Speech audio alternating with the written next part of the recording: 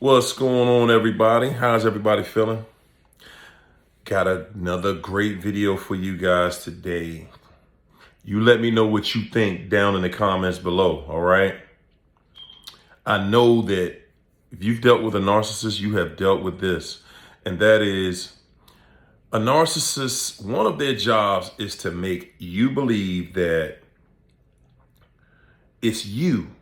You are the problem, not them, but you.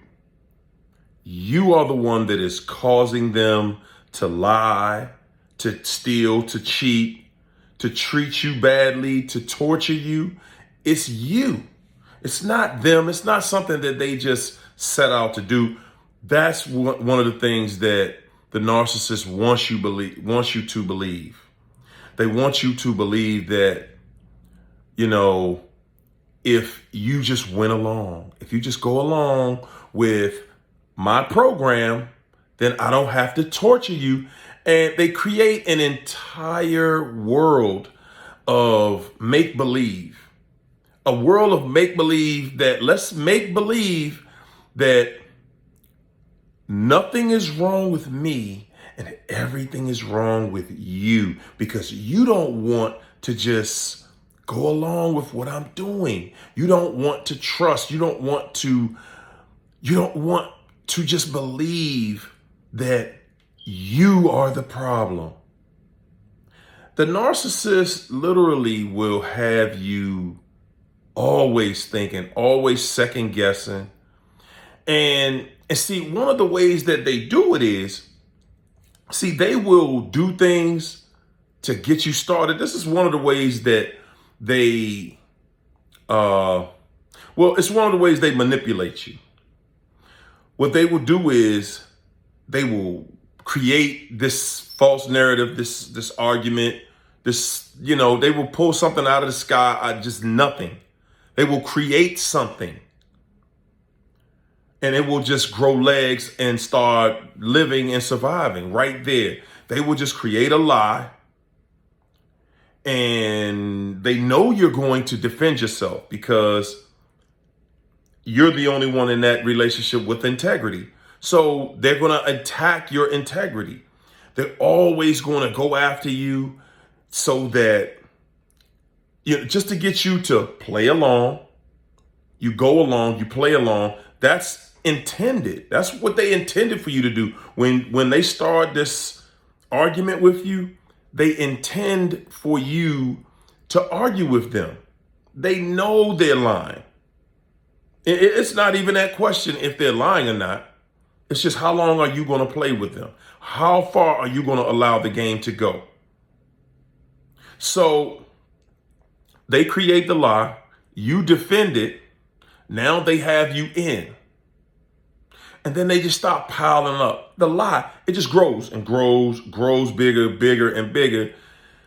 And it gets to the point where, you're just getting exhausted. The narc literally, after they get you to start explaining, why it wasn't you and you didn't do something as what they're blaming you for, usually a narc will just sit back and watch because now they're studying you. Now they're studying you like, oh, okay, they're learning from you. And what they're learning is they're learning what are your core values. They're learning what do I need to bring up next time to get this argument started early? That's all they're worried about. What I got to do to argue with you. That's it. That's it. It's nothing else. What do I have to do to get this going? And because to argue with them means they have control. They are in control of the relationship. When you're arguing with a narcissist, I don't care what it's about. They are in control. You are no longer in control. And that's how they exercise their control, by starting arguments with you. That's how they exercise control over you. You're sitting there thinking, what is wrong with this crazy person? They're thinking, I'm just exercising my control. A narcissist literally every day, they wake up and they're consistent. They wake up in the same mood every day. If you watch them long enough, the only thing that they look forward to waking up to is having another supply. The only thing that kind of brightens up their day is when they have other supply. Outside of that, if they don't have other supply, they're bored. They're just like, hey, And honestly, it's not to just say that they're bored. They're just doing without. They're feeling down. They're feeling low because they feel like they should always have several people lined up at one time. That's who they are. At their core, they feel like they should always have an abundance of supply. Somebody's going to fall through for them, and they play the odds. A narcissist will have, they will talk to or at least entertain 7, 8, 9, 10 people. Now, out of all of those people, they may actually really engage with 2 or 3, possibly more, but usually, that's a whole lot of juggling. They are the best at it, but that's a lot of juggling when you have more than 2 or 3 people you're trying to juggle. So, but the object to them is simply to keep supply coming in, to keep supply there, and, to be able to manipulate that situation with you. But again, even in all the cheating, the lying, the stealing that they do, even if you caught that narcissist just in the act of cheating, they'll never take blame. They'll never be at fault. It's still your fault. Their job is to make you believe that you're the one at fault at all times. It's always your fault. And honestly, they will actually get bold enough to tell you that it's your fault. That's right. A narcissist will get bold enough to tell you, yeah, I did XYZ, but it is your fault that I did that. It's your fault that I lied to you. It's your fault that I cheated on you. It's your fault that I stole from you. It's your fault. And that's why I'm not going to pay you that money back. It's your fault, that I had a relationship, with your brother or your sister or somebody they don't have any problem. They have no integrity that would prevent them from doing the heinous act. So they surely don't have any integrity to stop them from pointing that finger right back at you. And usually this is the times that you're going to hear them just admit openly. The only time they're going to openly admit anything on that level is when they have secured another supply. They are secure in it. They have tortured this person. They have tested them. They're making sure that, okay, I got a few good years out of this person. Now, they're terrible at their estimates, so that's not always true. But rarely, every now and then, somebody slips through the crack, and that person doesn't mind, being tortured, being a doormat, because that's all anyone is that deals with a narcissist, a doormat. You're a doormat. You're not even a doormat. And you're a doormat after they go walking through horse manure and then wipe their feet off on you. These people have no integrity. None. They could care less about anything that's going on around you or their lives. And another thing I want to touch on is, a lot of us have decided we want to start going to counseling with them and stuff like that. I just want to say to you guys, if that person really is a narcissist and you know it, man, don't even waste your time with that. Going to counseling with a narcissist is a joke. It is a waste of time. You're going to walk out of that office frustrated. You're going to walk out of there pissed. It's a waste of time. It's truly a waste of time. Because a narcissist, I want you to think about something. A narcissist isn't man enough or woman enough to even admit the truth to you in 99% of the relationship or the entanglement.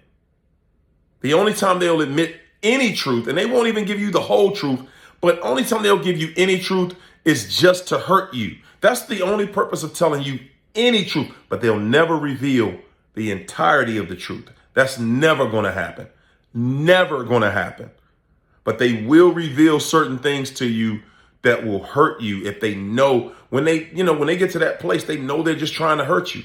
But guys, if they think about this, if you went to counseling with one, like if you're married to it and you go to counseling with it, they're not even going to tell you the truth. What makes you think they're going to go into a counseling session and tell a professional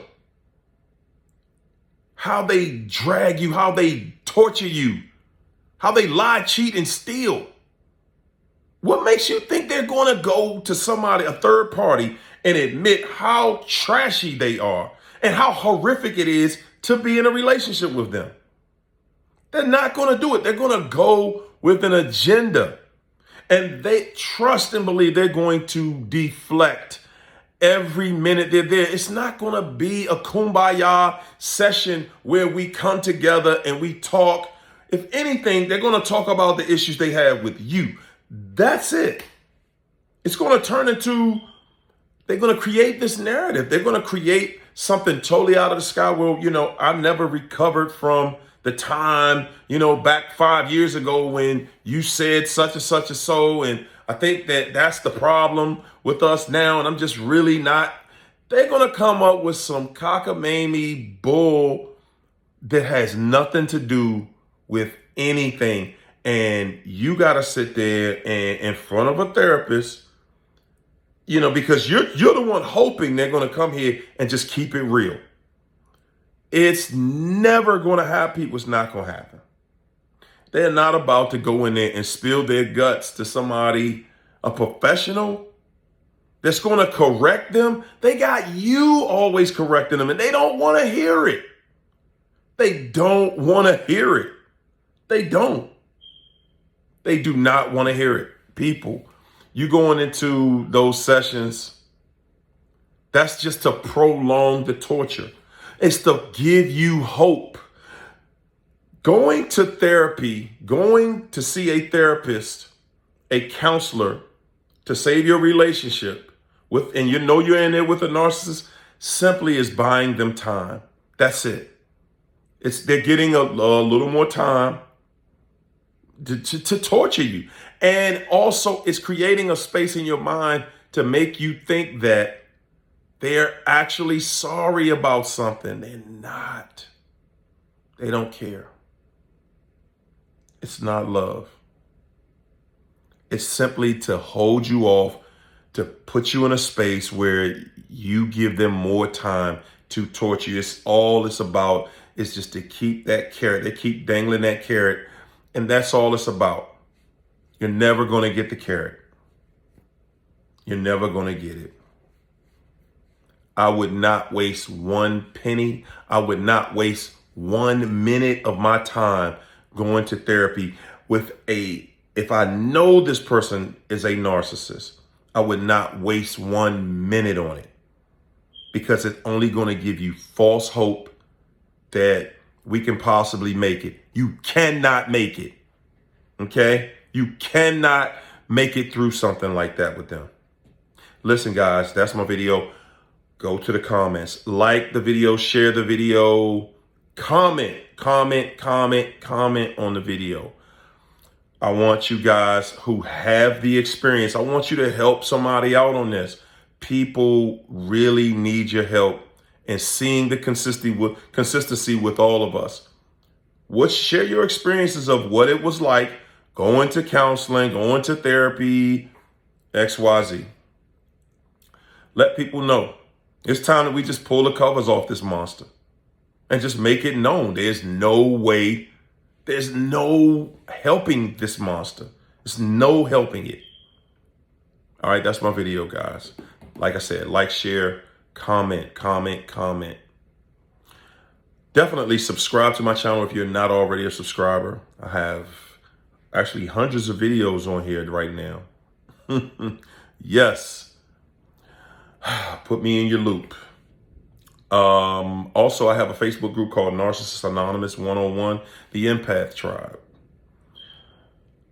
Come into a situation where you can talk with people that have dealt with this. Okay, people who are living this, people that will actually help you understand what you're dealing with and help you out of it. Okay. Also, you can follow me on TikTok.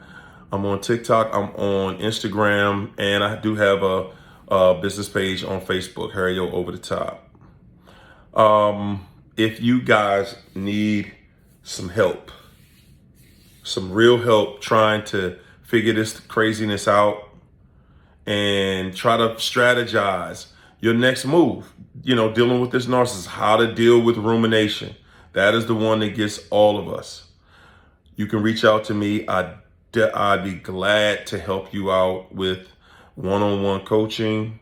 You have to message me on Messenger, message me on either Facebook or Instagram, and I will send you my calendar. Okay.